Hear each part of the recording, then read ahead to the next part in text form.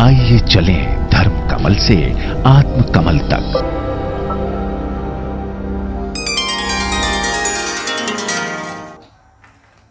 सभी को नमस्कार।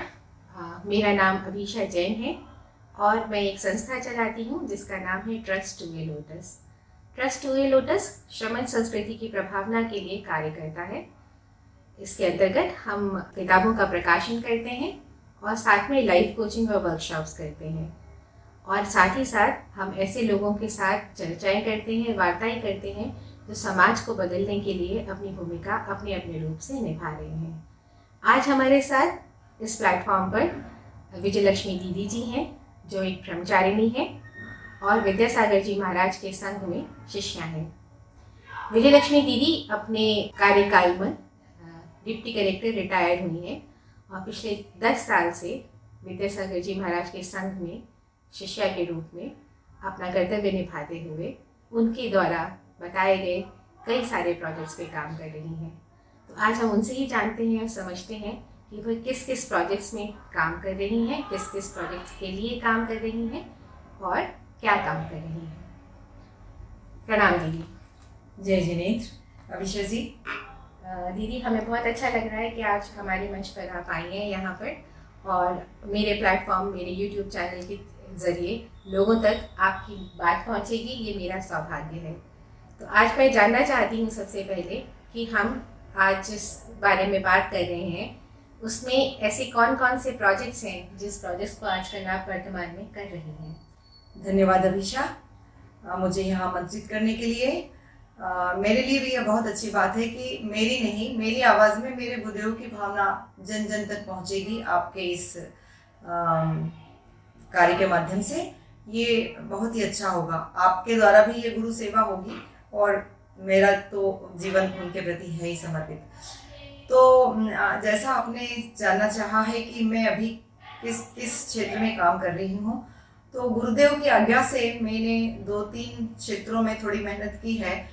गुरुदेव की आज्ञा, जब मैं स्वैच्छिक सेवा निवृत्ति मैंने उनकी आज्ञा से ली और उसके बाद जब मैं उनके चरणों में गई तो उन्होंने ये कहा था कि आप भारत की भाषाओं को बचाने के लिए काम करिए, विशेष तौर से हिंदी को आगे बढ़ाने के लिए, क्योंकि मैं इस कार्य में 10 वर्ष लेट हो गया हूँ, विलम्ब हो गया है मुझे। तो मैंने असहमति का तो प्रश्न ही नहीं उठता था। तो गुरुदेव ने कहा इसलिए मैं विलंबित हो गया हूँ कि मुझे कोई करने वाला नहीं मिला। उनके इस वाक्य से मुझे इस कार्य की महत्ता समझ में आई और समझ में आया कि गुरुदेव राष्ट्र के प्रति भी कितना सोचते हैं। वो केवल एक धर्माचार्य नहीं है, वो राष्ट्र के प्रति, विश्व के प्रति भी उनमें बड़ा करुणा भाव है और वो चाहते हैं कि भारत की जो संस्कृति है वो फिर से उत्थान को प्राप्त हो और उसका माध्यम हमारी भाषाएं जो मरती जा रही हैं, विलुप्त होती जा रही हैं, उनको अंग्रेजी के विरुद्ध संरक्षित करना बहुत आवश्यक है। विदेशी दुष्प्रभावों से उनका संरक्षण बहुत आवश्यक है। ये आचार्य का मुझे संकेत था। तो तब से मैंने भारतीय भाषाओं के प्रति, संरक्षण के प्रति काम करना शुरू किया। पर ये काम करते करते अभिषा जी मुझे ये समझ में आया कि भाषाएं तो बात की बात है, लेकिन देश का नाम ही डूबा जा रहा है जी। आज अंग्रेजी शिक्षा माध्यम की शिक्षा पद्धति के प्रभाव में नए पुराने सभी लोग देश को विदेशी नाम से ही पुकारने लगे हैं जी।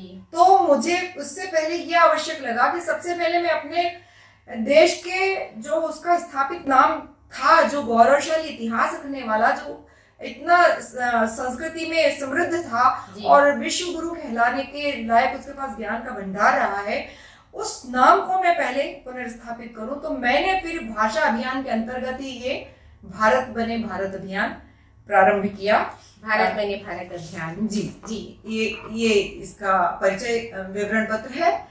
इसमें मैंने पूरा विस्तार से बताया है कि मतलब अब मैंने फिर भाषा को भी इस अभियान के अंतर्गत ले लिया जी। तो इसमें किस तरीके से काम किया जा सकता है और क्या क्या इसमें करना अपेक्षित है। लेकिन सबसे पहले नाम की बात है। देखिए अभिषा जी, कोई भी व्यक्ति जब अपनी प्रतिष्ठा की बात करता है तो वो कहता है सब कुछ लुट जाए, लेकिन नाम की प्रतिष्ठा खराब नहीं होना चाहिए। और विश्व में किसी भी देश के साथ ऐसा नहीं, और भी कई देशों के 2 नाम हैं, लेकिन ऐसा भारत के अलावा अन्य किसी देश के प्रति नहीं है कि वो देश की भाषा में तो उसका नाम भारत है और विदेशी भाषा में उसे किसी अन्य नाम से पुकारा जाता है। ये दुर्भाग्य से भारत के साथ जुड़ा हुआ है और ये निरंतर हमें अपनी गुलामी के दिनों की याद दिलाता है। तो मैं चाहती हूँ कि गुलामी की जो अंतिम निशानी बच गई है, हमारे से चिपकी हुई है और इसका प्रभाव क्षेत्र बढ़ता ही चला जा रहा है अंग्रेजी शिक्षा पद्धति के माध्यम से, उससे भी हमें स्वतंत्रता हासिल करना चाहिए। इसके लिए मेरा अभियान समर्पित है। बहुत बढ़िया, बहुत बढ़िया। पर दीदी, भारत बने भारत अभियान में ऐसा आप क्या कर रही हैं या ऐसा आप क्या चाहती हैं कि वो अभियान सफल हो, हमारे भारत को वापस से भारत का नाम कैसे मिले? हाँ, इसके लिए सबसे पहले ये जानना जरूरी है कि भारत क्यों जी और विदेशी नाम क्यों नहीं जी। तो एक आधार तो मैंने आपको दे दिया कि भारत हमारा वो नाम है जो जमीन से जुड़ा हुआ है, हमारी रग रग में बसा हुआ है, मेरे दिल के करीब है। आप मुझे भारत नाम का अर्थ भी समझा रही थी कि भारत का अर्थ क्या होता है। आपको नहीं मालूम अभिषा भारत नाम नहीं, का अर्थ? आप कुछ कह रही थी। ज्यादातर यही हुआ है कि इतने बड़े हो गए हम, मतलब एक सब कुछ शिक्षा प्राप्त है पढ़े लिखे लोगों को भी, लेकिन कभी हमारी ये जिज्ञासा तक नहीं जागती कि भारत नाम का क्या अर्थ है और इंडिया नाम का क्या अर्थ है। जी, अर्थ क्यों है, मतलब क्यों जानना जरूरी है। तो पहले तो हम भारत भारत नाम का अर्थ जानेंगे। भा का मतलब होता है आभा, प्रकाश, उज्ज्वलता, ग्लोरियस। और रग का मतलब होता है जैसे गुलाब जामुन चाशनी में नहीं डूबी होती है, रग रग में जिसके चाशनी भरी है, उसी तरह भारत की रग रग में प्रकाश भरा हुआ है। और ये प्रकाश है ज्ञान का, सभ्यता का, संस्कृति का, नैतिक मूल्यों का, सही जीवन पद्धति का। इस प्रकाश को विश्व में फैलाने के लिए सबसे पहले इस नाम की पुनर्स्थापना जरूरी है। बहुत जरूरी है, बहुत जरूरी है।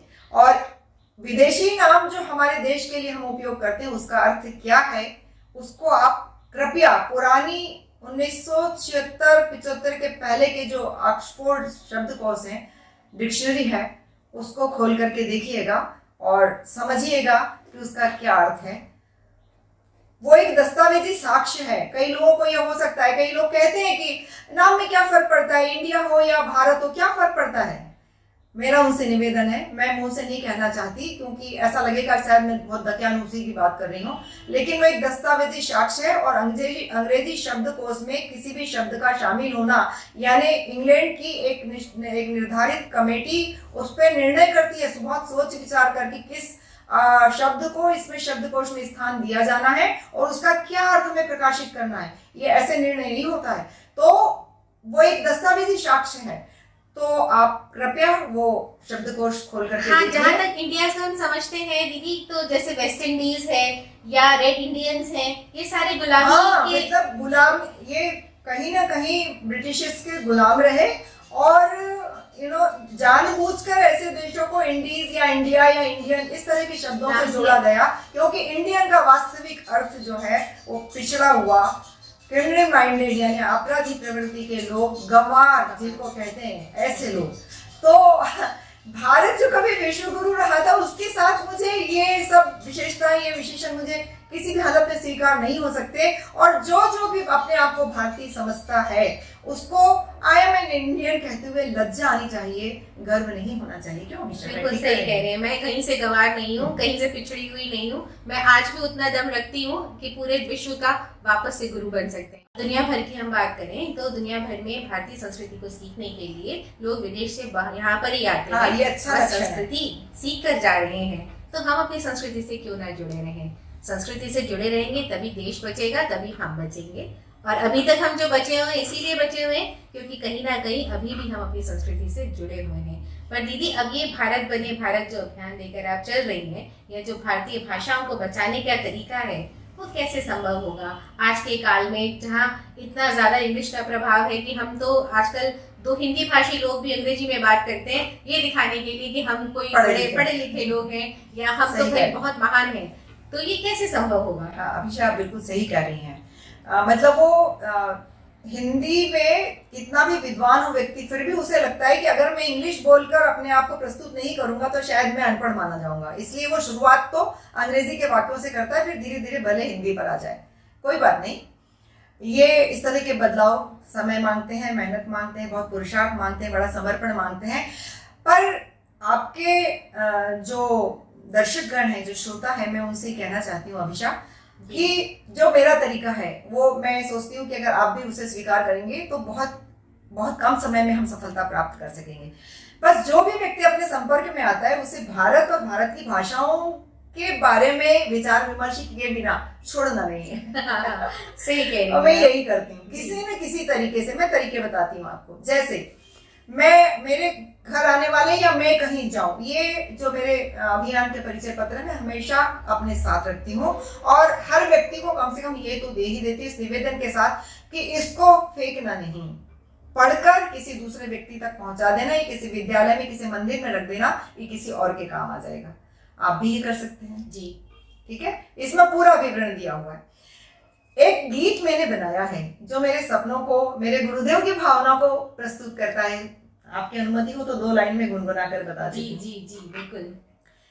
है भारत नाम बड़ा प्यारा, इसे फिर से जगमगाना है, किसी से कम नहीं है हम, ये दुनिया को दिखाना है।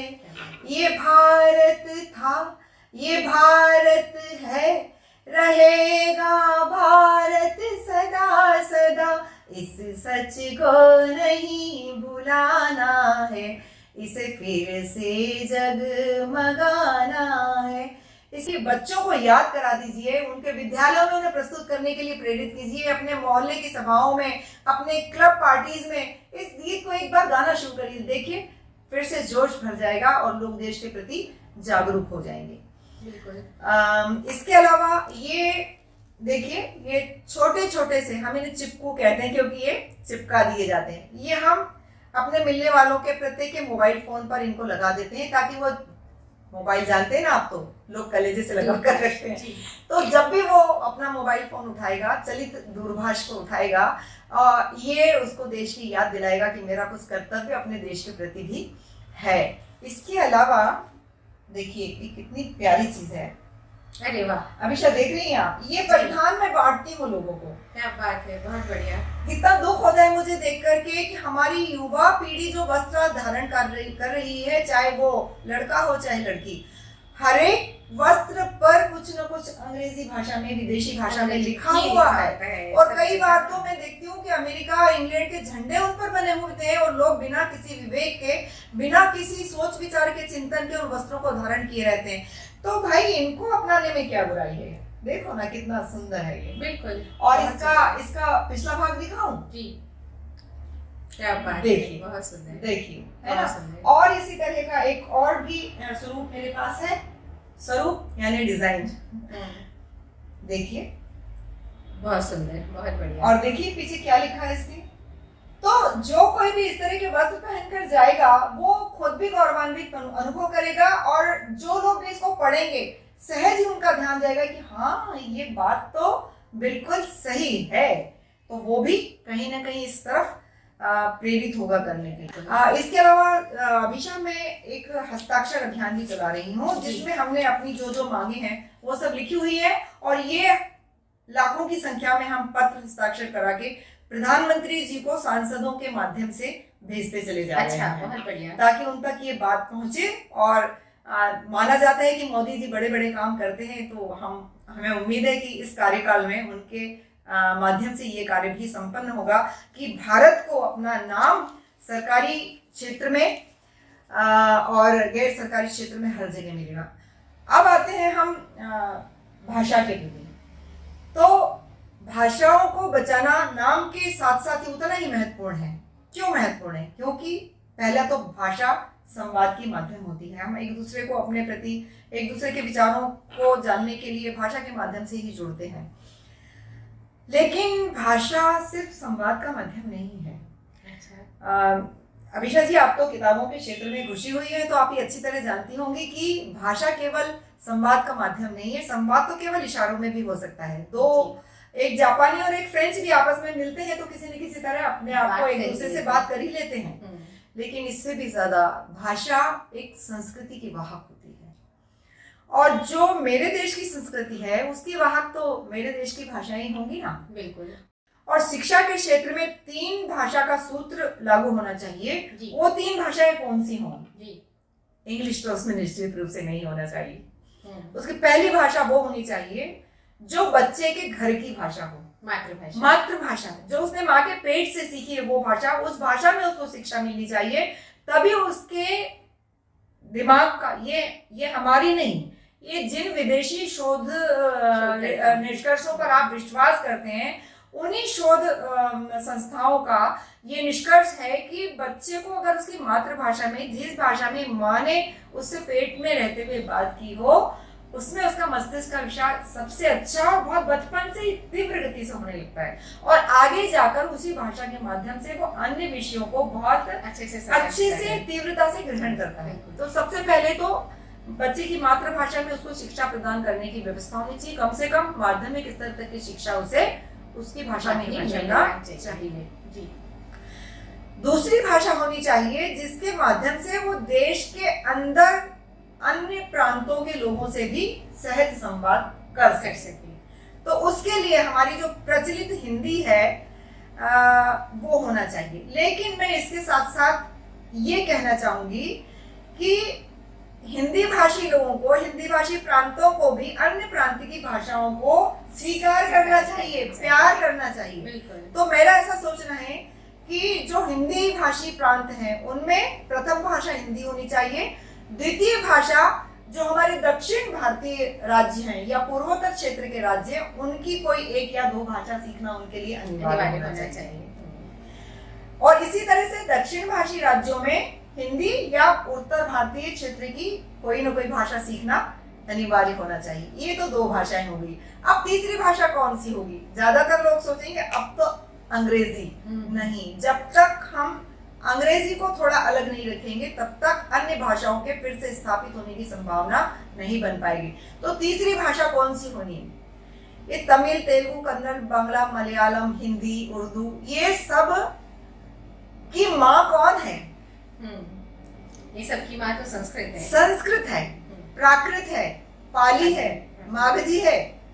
तो उन प्राचीन भाषाओं को जो मातृत्व की भूमिका में है, उनको भी हमें फिर से स्थापित करने की तरफ ध्यान देना चाहिए। और जैसा कि आज तो ये स्थापित तथ्य है, बड़ी बड़ी वैज्ञानिक संस्था ये कह रही है कि संस्कृत डिजिटल लैंग्वेज के रूप में सबसे अच्छी जो भाषा अभी तक विश्व में पाई गई है वो संस्कृत है।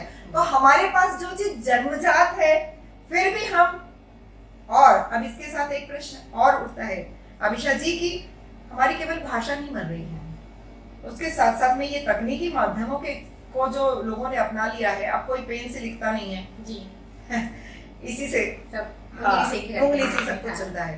तो इन माध्यमों को अपनाने के कारण खासतौर से भारतीय, पता नहीं क्यों गूगल जी ने हर भाषा में टंकण की सुविधा दे रखी है, जिसमें भारत की भी कई भाषा उस कीबोर्ड पर उपस्थित है, कुंजी पटल पर आ गई हैं। लेकिन इसके बावजूद तमिल कुंजी पटल को नहीं अपनाता, हिंदी देवनागरी पटल को नहीं अपनाता, बांग्ला भी नहीं अपनाता। कोई भी भारतीय भाषी जो है वो अपनी भाषा को भी लिख रहे हैं तो रोमन लिपि में लिख रहे हैं। तो भाषा से ज्यादा देवनागरी लिपि के, भारतीय लिपियों के मरने का खतरा उत्पन्न हो गया है। तो हमें उस तरफ भी ध्यान देना होगा।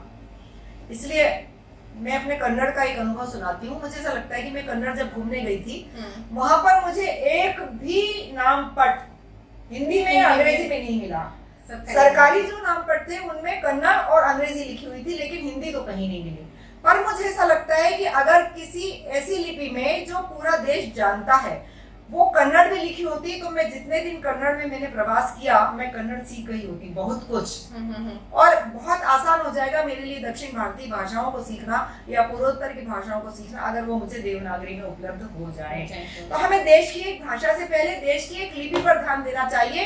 तो हम भारतीय भाषाओं को, सभी भारतीय भाषाओं को, मैं सिर्फ हिंदी की बात नहीं कर रही हूँ, सिर्फ संस्कृत की बात नहीं कर रही हूँ, सिर्फ तमिल की बात नहीं कर रही हूँ, सभी भारतीय भाषाओं को हम बचा पाएंगे। वो क्यों? मुझे बचाना इसलिए जरूरी है क्योंकि सभी भारतीय भाषाओं में ज्ञान का अथाह भंडार भरा पड़ा है।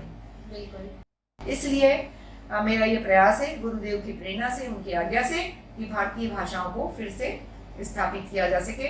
इसके लिए अभी हमने बहुत सारी संस्थाओं के साथ मिलकर शरद पूर्णिमा, जो मेरे गुरुदेव का जन्म दिवस भी है, पूर्ण प्रकाशित चंद्रमा ऐसे हमारे गुरुदेव हैं, तो उनके जन्म दिवस पर हमने जंतर मंतर पर धरना भी दिया और प्रधानमंत्री तक हमारा ज्ञापन भी पहुंचाया और बहुत से मीडिया कर्मियों के माध्यम से हमने अपनी बात को स्थापित करने का प्रयास किया है।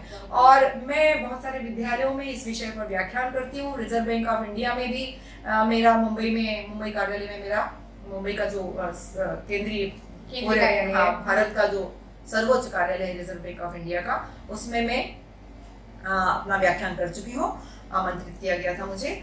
तो वहां भी मैं ये बात करके आई कि आपके बैंक का नाम रिजर्व बैंक ऑफ इंडिया क्यों होना चाहिए। कभी इंडिया नाम विदेशियों ने रख दिया होगा, उस वक्त मजबूरी रही होगी कोई, जो संविधान में भी भारत के साथ साथ इंडिया नाम स्वीकार किया गया।